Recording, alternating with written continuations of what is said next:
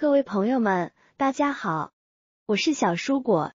今天我们来聊聊一个很多人都会遇到的问题，你有没有发现，当初花了大价钱买的新手机，怎么才用了1-2年，电池就明显不耐用了？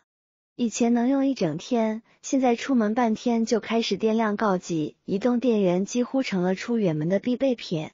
不止这样，手机滑起来也变得卡卡的，开个应用要等一下，看个视频也容易转圈圈。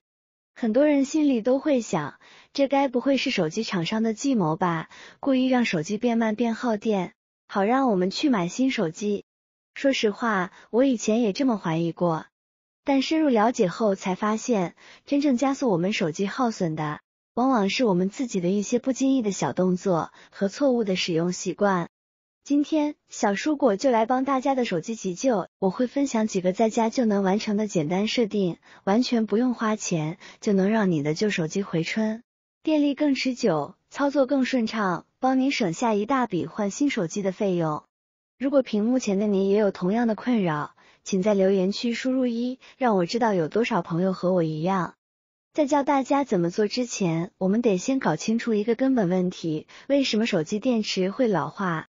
其实这真的不是厂商在搞鬼，问题的根源在于我们现在所有智能手机里用的都是锂离子电池，它就像我们的身体会自然老化一样，锂电池也有它无法避免的化学宿命。我们常听到一个说法，手机电池的寿命大约是500次充放电周期，这并不是指插拔充电500次，而是指电量从0%充到100%。再从100%用到0%的完整累积过程。你可以把一颗新电池想象成一个容量很大的水壶，每次我们进行深度的充放电，就像在水壶内壁留下了一点点无法清除的杂质。用的次数越多，这层杂质就越厚，水壶能装的水自然就变少了。这就是电池老化的过程，它的内部电阻增加，导致实际可用容量下降。所以结论就是电池老化不可逆，但就像我们注重养生可以延缓衰老一样，正确的使用习惯可以极大地延缓电池的老化过程，让它更长寿。好，了解了原理，接下来就是最重要的实践部分。我要分享3个颠覆你过去充电观念的方法，只要养成习惯，你的电池绝对能比别人多用1-2年。第一个方法，告别用到关机才充电的旧观念，很多长辈朋友都还停留在旧式手机的时代，那时候的镍氢电池有记忆效应，必须把电用光再充满。但是朋友们，这个观念早就过时了。现在的锂电池最怕的就是过度放电，也就是用到完全没电自动关机。这对锂电池是一次非常大的伤害，会严重破坏它内部的化学活性。正确的做法很简单，以后手机电量只要低于20%，就应该充电了。偶尔用到20%以下，也无需过度焦虑，重点是养成良好的大方向习惯，千万不要再刻意用到关机。第二个方法，少量多次，随用随充才是王道，这就又颠覆了另一个老观念，手机不要太常充，会伤电池。这同样是错的。其实锂电池反而很喜欢我们少量多次的补充能量。有日本的电池专家研究发现，锂电池最舒服、老化速度最慢的电量区间是在65%到75%之间。这告诉我们不用再有充电焦虑了。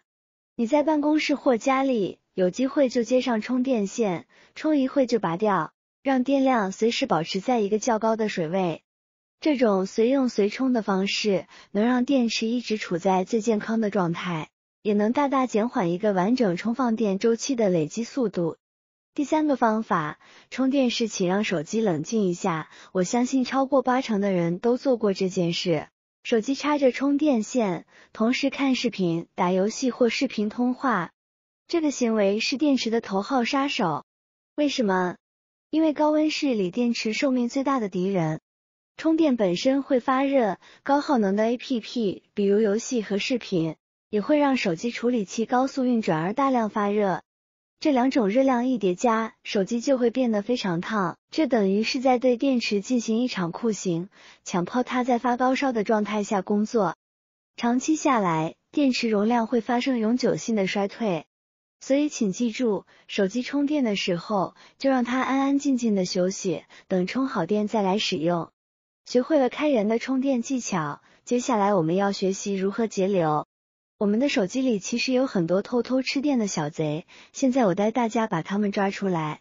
第一步，关闭没在用的后台大户，手机的定位服务 GPS、蓝牙，如果你当下没在用，就关掉。它们在背景持续搜寻信号，非常耗电。还有 WiFi， 如果出门在外没网络，也建议先关掉。第二步，屏幕亮度别再用自动调整亮度需要感光元件持续工作，这本身就在耗电，建议关掉它，手动把亮度调到自己眼睛舒服的程度，省电又护眼。第三步，关掉 APP 的疲劳轰炸，手机一天到晚叮叮咚咚响个不停，都是各种 APP 在发通知，每次通知亮起，屏幕都在耗电。花5分钟到手机的设置里找到通知管理，把那些不重要的 APP 通知权限全部关掉，只留下 LINE、电话、短信等重要通讯软件。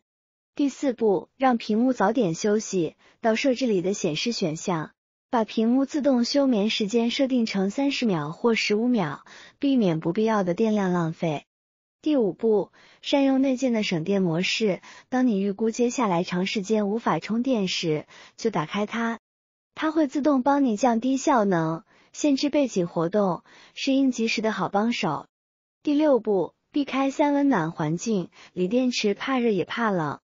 夏天绝不能把手机留在密闭的汽车里暴晒，冬天到寒冷的地方也要注意帮手机保温，避免电量掉得特别快。第七步，定期健康检查，这里的检查是指及时更新手机的作业系统和 APP， 因为新版本通常会修复一些耗电的漏洞。同时也提醒大家，尽量使用原厂或有品牌认证的充电设备，劣质充电器电压不稳，长期下来也会伤害电池。解决了耗电问题，我们来处理另一个麻烦，手机卡顿。手机为什么会变慢？主要原因是运行内存不够用了。你可以把它想象成一张办公桌，你每开一个 APP， 就像在桌上放一份文件。当背景开的 APP 太多，桌面堆满了文件，你要处理新工作时，动作自然就慢了。手机卡顿就是这个道理。解决方法很简单，有3招。第一招，自动大扫除。大部分安卓手机在省电与电池设定里都有个锁屏后清理内存的选项，你把它打开，设定为1分钟，这样只要你手机屏幕一关，系统就会自动帮你清理背景程序，把办公桌清干净。第二招，养成手动清一清的好习惯，从手机屏幕底部往上滑，就能看到所有在背景执行的 APP， 只要按一下全部关闭，就能立刻释放出大量内存，手机马上会顺畅许多。第三招，进阶设定了解一下，有些手机提供性能模式，打开后手机会跑得飞快，但会更耗电，也更容易发热。另外还有个内存扩展功能，可以借用一部分存储空间来当运行内存用。这2个功能一般日常使用不太需要去动它，把前2招做好就足够了。当然，不管我们怎么保养，电池终究有寿命终结的一天，那什么时候该换新电池呢？一般来说，手机电池的寿命大约是2至3年。最科学的方法是直接查看它的健康度。大部分手机在设置里的电池选项中都可以找到电池健康度。如果这个数字已经低于 80%， 就代表电池严重老化，非常建议你考虑更换了。说实话，换一颗原厂电池的花费远比买一台新手机要少得多，却能让你的手机重获新生，再战1-2年，是个非常划算的选择。好了，今天小蔬果跟大家分享了手机电池保养和解决卡顿的技巧。